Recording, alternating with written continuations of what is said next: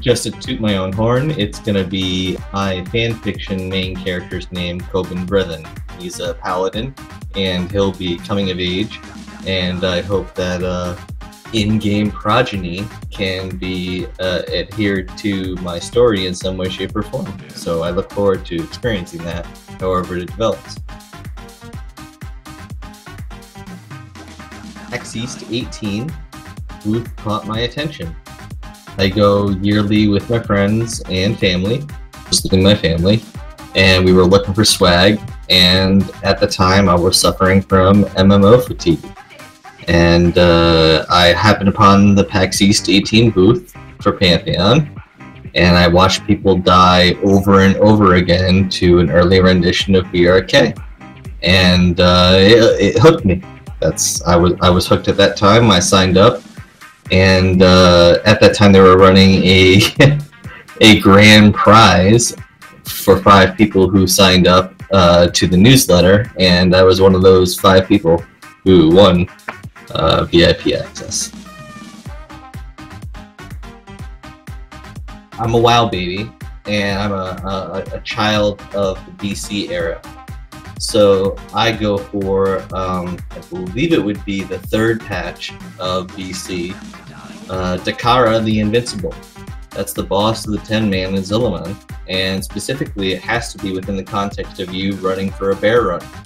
A small group of 10 people speeding towards victory, the sweet satisfaction when you can perform the in-game symphony and correctly regulate your group and get through it efficiently and get that bear and distribute it to either yourself or someone in the group that has been wanting it for maybe weeks on end because you've been grinding it for weeks on end.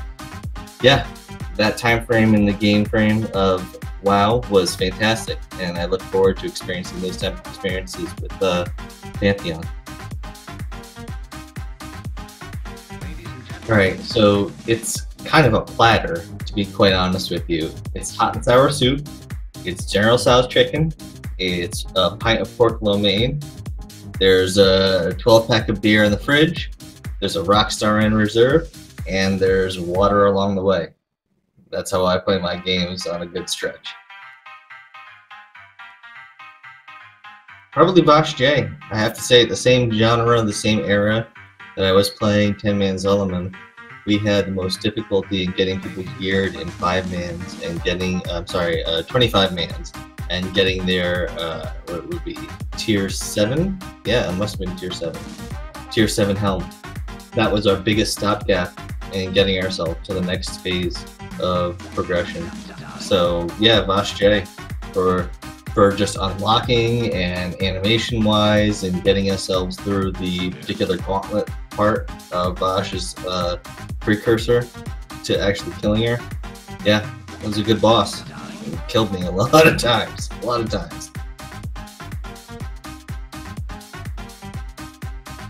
Yeah, it's gotta be my Corsair M95. It's a multi-button MMO mouse. It allows me at least 9 buttons on my left-hand side where my thumb is. Allows me for macro and DPI increases. This thing has been discontinued probably, what, like 9 years now at this point. It's worn to shit, but excuse my French, it's exactly the way I like to play games. Everything's programmable about it, and I'll be devastated when it dies. Get involved in the community. It's community first.